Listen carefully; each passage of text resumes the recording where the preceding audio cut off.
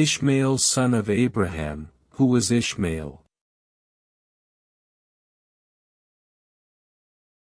Ishmael was the eldest son of Abraham and Hagar. His mother was an Egyptian slave of Sarah, Abraham's wife. God had promised Abraham that he would have a numerous offspring, even in his advanced age. Genesis, chapter 12, verse 7, and chapter 15, verse 5. Sarah was barren, and according to the customs of their time, she offered Hagar to Abraham so that an heir could be produced for their family. That's how Ishmael was born.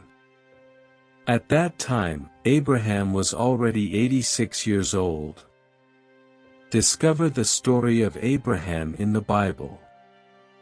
And it is in this way that the biblical story of Ishmael, son of Abraham, begins, and in this video, we will understand who Ishmael truly was according to the Bible.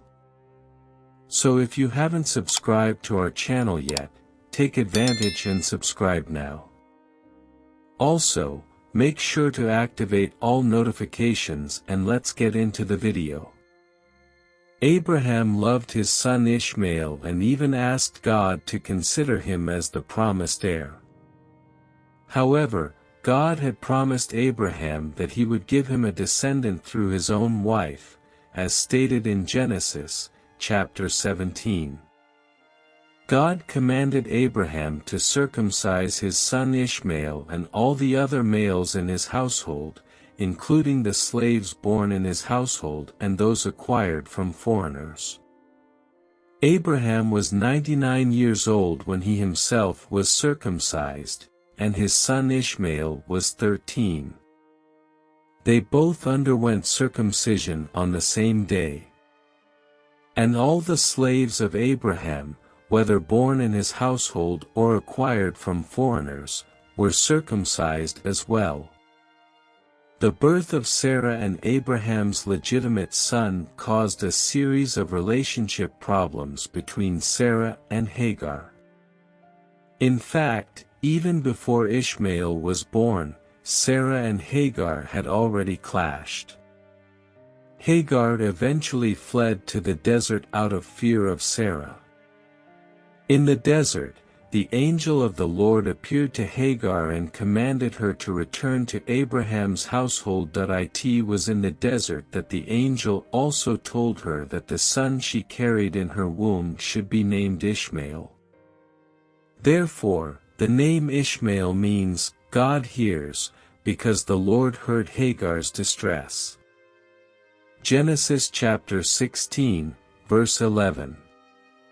But the disagreement between Sarah and Hagar reached its peak when Isaac was weaned. During Isaac's weaning feast, Ishmael ended up mocking him.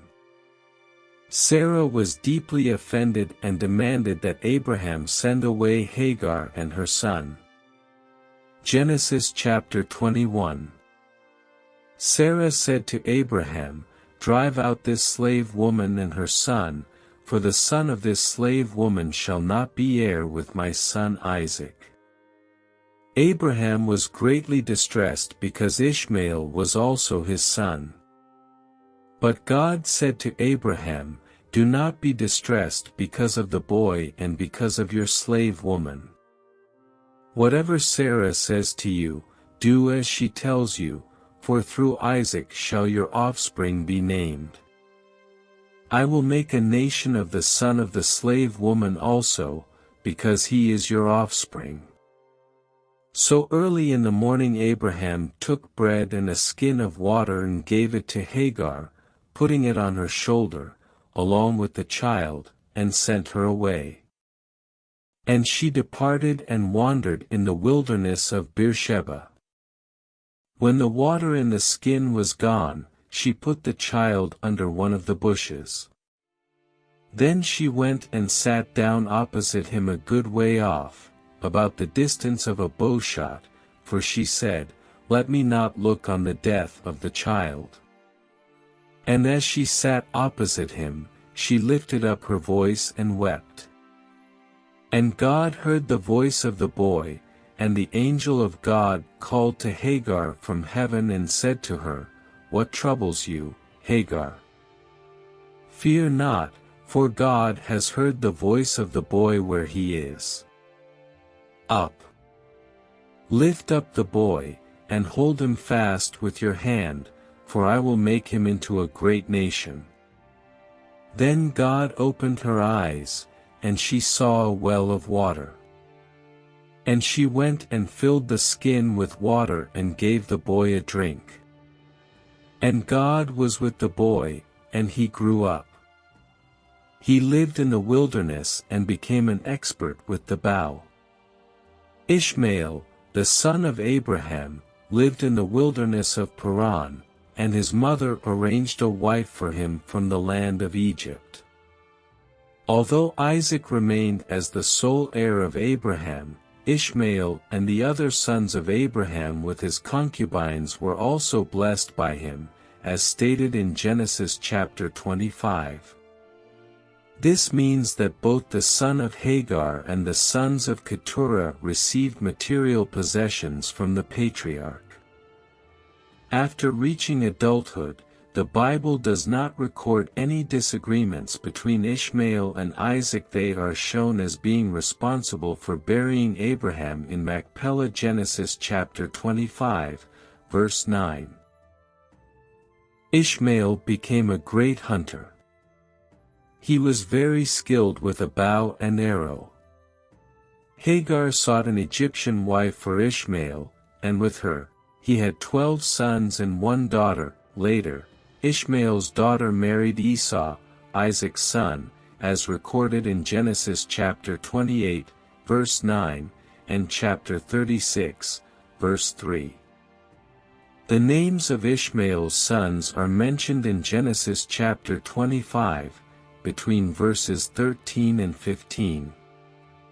The list is as follows: Nebaioth, Kedar, Adbeel, Mibsam, Mishma, Dumah, Massa, Hadad, Tema, Jetur, Naphish, and Kedemah.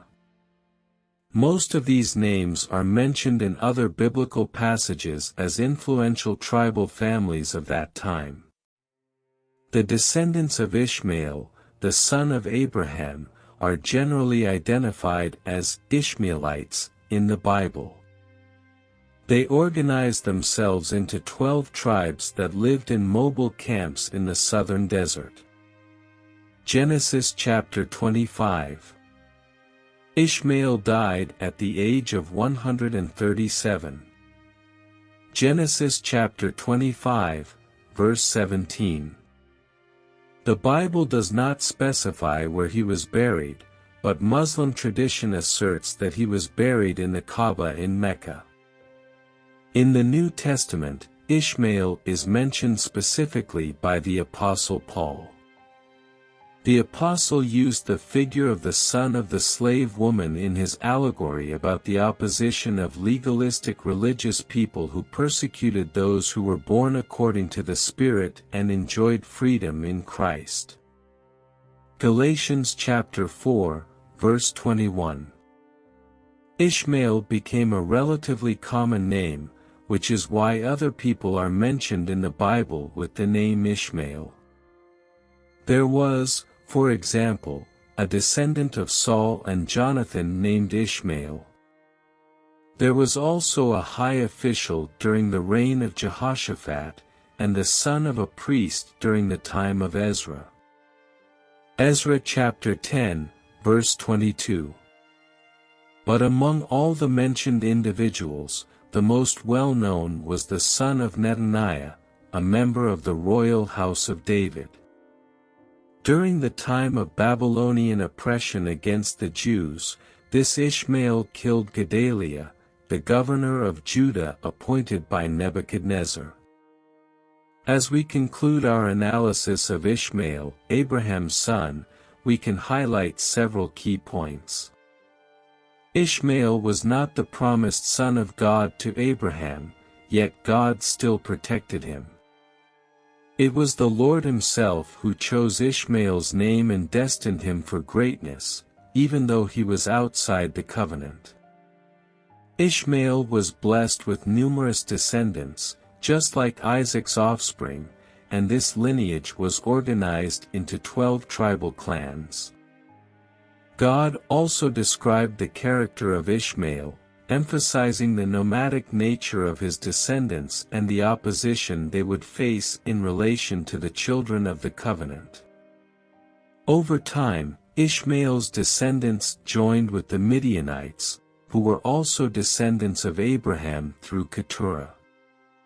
This convergence of peoples and intertwined histories led to the Ishmaelites and Midianites being essentially the same people in various biblical passages. Today, Arabs trace their lineage back to Abraham, primarily through Ishmael. The story of Ishmael, Abraham's son, extends beyond a mere personal biography. It reveals much about God's work and the outpouring of His grace in the history of redemption. Ishmael represents natural birth, resulting from the fertile relationship between Abraham and Hagar, while Isaac represents supernatural birth, in which God demonstrated His great power by enabling a 90-year-old barren woman to conceive a child. Thank you for watching and following our channel. Please don't forget to like, share, and leave your thoughts in the comments below.